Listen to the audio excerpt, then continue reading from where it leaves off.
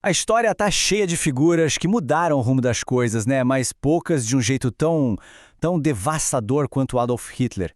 E olha, entender a trajetória dele não é só uma questão de olhar para o passado.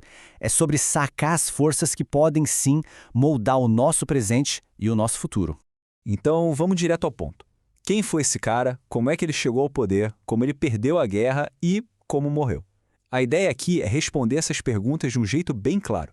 A gente vai traçar esse caminho desde o comecinho, lá nas origens, até o fim, num bunker debaixo das ruínas de Berlim. Bora começar. Ok. Para a gente entender o ditador, primeiro a gente tem que dar um passo atrás e entender o homem. E o mundo que criou esse homem. A história dele, na verdade, começa bem antes de ele virar essa figura mundial, sabe? Começa no meio do caos que ficou a Europa depois da Primeira Guerra Mundial. Então, olha só esse perfil. Ele nasceu na Áustria, em 1889. Tentou ser artista, mas foi rejeitado. Aí ele encontrou um propósito, digamos assim, como soldado na Primeira Guerra, onde até foi condecorado. Mas o ponto de virada mesmo foi a humilhação da derrota da Alemanha e toda aquela agitação política em Munique depois da guerra. Foi isso que o transformou de um soldado qualquer num agitador político bem radical. E é importante entender isso. A subida de Hitler ao poder não aconteceu do nada, não foi num vácuo. Ele foi, na verdade, o produto de uma época de crise gigantesca. Ele soube explorar, e muito bem, as fraquezas de uma democracia que ainda era muito jovem para conseguir o que ele queria. Essa linha do tempo aqui ela é fundamental para a gente entender como tudo aconteceu. Pensa bem. Primeiro, o ressentimento com o Tratado de Versalhes, que botou toda a culpa e uma dívida enorme nas costas da Alemanha. Depois, junta isso com o desespero econômico da Grande Depressão de 29. Pronto, o cenário estava perfeito para a mensagem extremista dele. E aí, em 1933, a elite política alemã, achando que podia controlá-lo, cometeu o erro fatal. Nomeou ele chanceler, o chefe de governo. E aqui é que a coisa fica assustadora. Porque assim que pegou o poder, ele agiu muito rápido para destruir a democracia por dentro. Usou o incêndio do parlamento como desculpa para suspender liberdades básicas. Depois, veio a tal lei de concessão de plenos poderes, que na prática deu a ele o direito de governar sozinho, sem precisar do parlamento. Acabou a democracia ali. Para completar, a violência eliminou qualquer um que se opusesse. Foi um desmonte metódico, sabe? E brutal. Bom, com a Alemanha inteira sob o seu controle, a ambição de Hitler se voltou para fora do país. O objetivo dele agora era expansão territorial e a tal da dominação racial. Um caminho que, a gente sabe, levaria o mundo direto para a guerra. E a escalada foi bem clara. Cada passo que ele dava era uma aposta calculada, sabe? Ele ia testando os limites das outras potências europeias. Remilitarizou a Renânia, ninguém fez muito.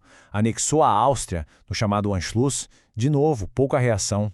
Invadiu a Tchecoslováquia.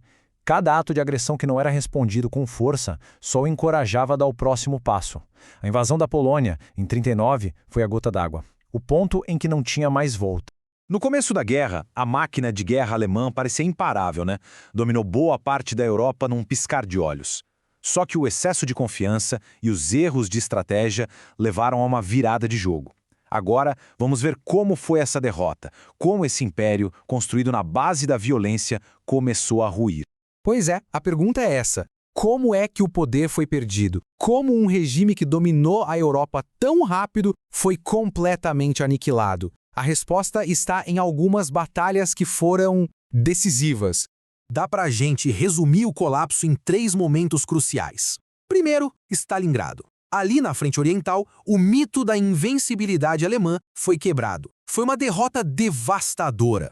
Depois, o dia D, a invasão da Normandia pelos aliados, que abriu uma nova e gigantesca frente de batalha no oeste. Agora o Terceiro Reich estava espremido. E, por fim, a Batalha de Berlim, que levou a guerra até a porta da casa do ditador, com o Exército Vermelho Soviético cercando a capital. E, de repente, toda a escala gigantesca da Guerra Mundial se afunila para um único dia, um único lugar. Berlim, 30 de abril de 1945. O fim estava ali, muito perto. E não seria num campo de batalha com glória, mas sim num esconderijo debaixo da terra. Esse era o cenário do ato final, o Führer Bunker, um complexo de concreto, um abrigo antiaéreo, debaixo da chancelaria do Reich. Era ali que Hitler passou seus últimos dias, completamente isolado da realidade, da destruição que acontecia lá em cima, enquanto comandava exércitos que na prática nem existiam mais. E aqui a gente responde à última parte da nossa pergunta inicial. Com as tropas soviéticas a poucos metros do bunker, Adolf Hitler e Eva Braun, com quem ele tinha acabado de se casar, tiraram a própria vida. Ele preferiu a autodestruição à captura. Foi um fim inglório para um regime que ele prometeu que duraria 1000 anos. Mas a morte do ditador não virou a página, né? O capítulo não se encerrou ali. O mundo teve que lidar com as consequências, contar seus mortos e tentar, de alguma forma, entender como uma catástrofe desse tamanho pode acontecer. Mais de 60 milhões de pessoas. Esse é o número. A estimativa do custo humano da Segunda Guerra Mundial. O conflito mais mortal da história da humanidade. Um conflito que começou diretamente por causa das ambições dele. É um número tão vasto, tão absurdo, que é quase impossível a gente conseguir visualizar. Sabe aquela frase do George Santayana? Aqueles que não conseguem lembrar o passado estão condenados a repeti-lo. Pois é, ela nunca fez tanto sentido. Estudar esse período não é só um exercício acadêmico, é um dever que a gente tem com as vítimas. E é uma proteção para o futuro, um lembrete constante do quão frágil a paz e a democracia podem ser. E tudo isso nos traz uma reflexão final, que talvez seja a mais importante.